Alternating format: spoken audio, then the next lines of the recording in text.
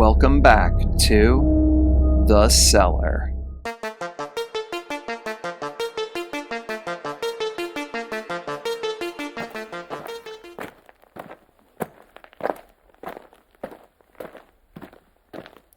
Dreamworld is a theme park and zoo that is situated on the Gold Coast in Queensland. In 1974, John Longhurst had always wanted to build his very own theme park.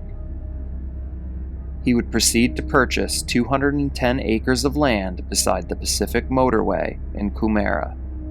After 7 long, hard years of work, the theme park would officially open on the 15th of December, 1981.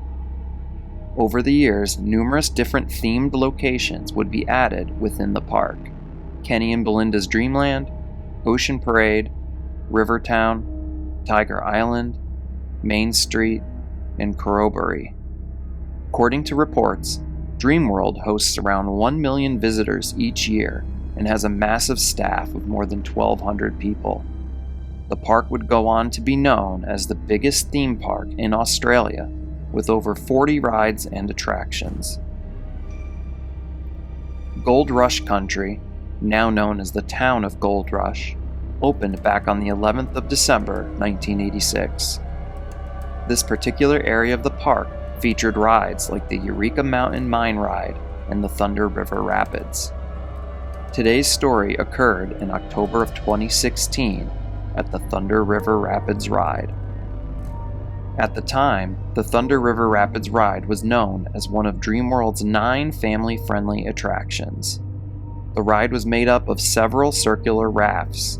Each raft has the capacity to carry up to 6 riders each. The ride ran 410 meters, or 1,350 feet long, and had a maximum speed of 45 kilometers per hour, or 28 miles per hour. A full trip around the ride would typically take about 4 minutes to complete. The ride took passengers on a trip first through a cave. After exiting the cave, riders would be transported through the main river rapids portion of the trip. Passengers would then be taken under the Eureka Mountain Mine Ride station before heading back towards its own station. In order to depart the ride, guests were brought back up to the station's level by a conveyor belt. Kate Goodchild, her brother Luke Dorset, and his partner Rusbeh Aragai were all enjoying their day with numerous other family members at the Dreamworld amusement park. As their day progressed, they made the decision to go on the Thunder River Rapids Ride together. Kate, Luke, Rusbeh, and Kate's daughter would proceed to board the ride. In order to meet the ride's occupancy of 6, Cindy Lowe and her son would end up joining the group after being separated from her husband and 6-year-old daughter. The ride would commence, and all went as it should for the 4-minute adventure. The trip through the cave and out into the rapids was enjoyed by everyone on the ride. The ride would finish its circuit around and begin its ascent up the conveyor belt in order to unload the guests back at the station. But it would become apparent for all the passengers that something wasn't right. Now, for rides like this, a specific amount of time must be given in between each raft so that a collision does not transpire anywhere along the ride's predetermined path. But as Kate, Luke, Rusbeh, Cindy, and the children approached the conveyor belt, they were stunned to see the raft that had gone before them was now stuck. From all reports, the raft had become stuck due to a malfunction of one of the ride's main water pumps. This caused the water level to drop and left one of the rafts full of people stuck on some support rails, unable to reach the unloading station for the ride. As the second raft began its ascent up the conveyor belt, a horrifying scene would commence. The second raft would collide with the first one. Both rafts would pivot upwards. The first would end up settling back onto the support rails in a level manner. The raft carrying Kate, Luke, Rusbeh, Cindy, and the children would end up in a vertical position. In order for you all to better understand exactly what happened, I'm going to now read a transcript from the official Coroner's Court of Queensland.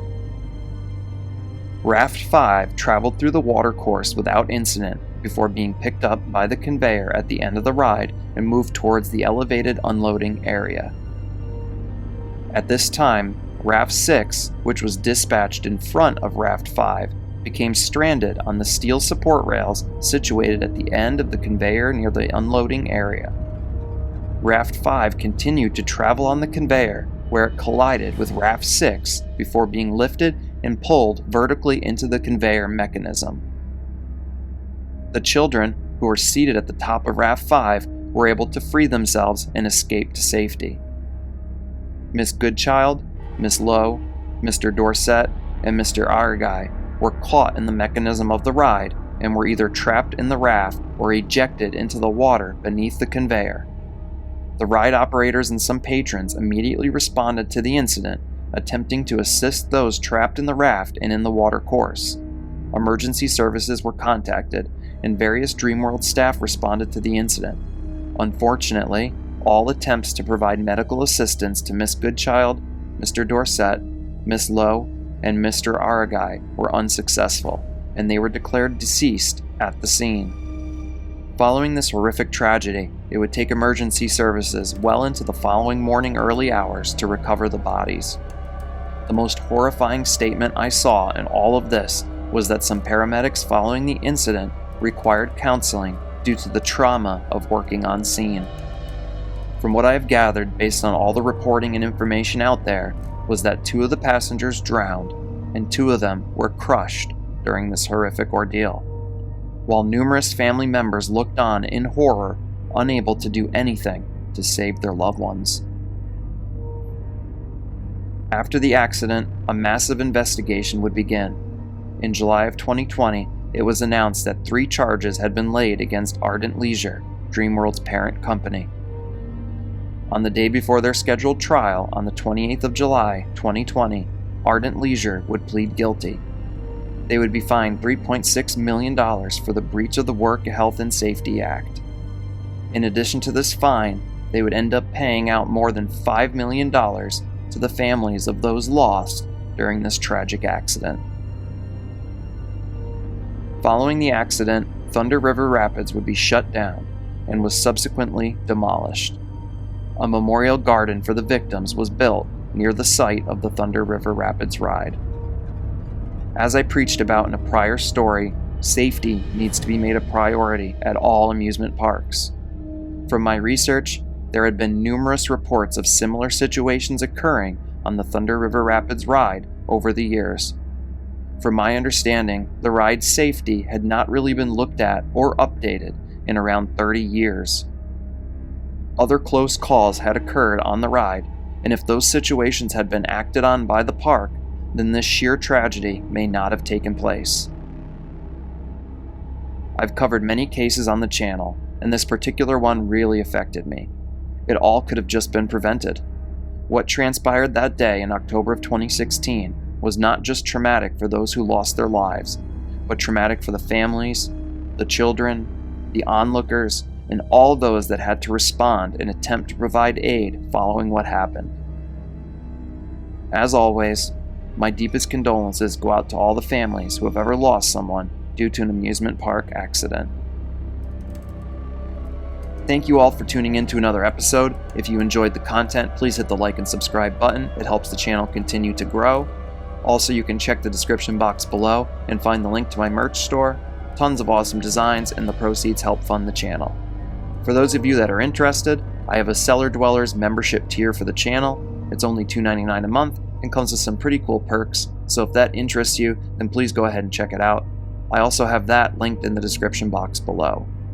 If you'd like to submit a real-life scary story that you would like featured on an episode on the channel, please do so using the email linked in the description box below.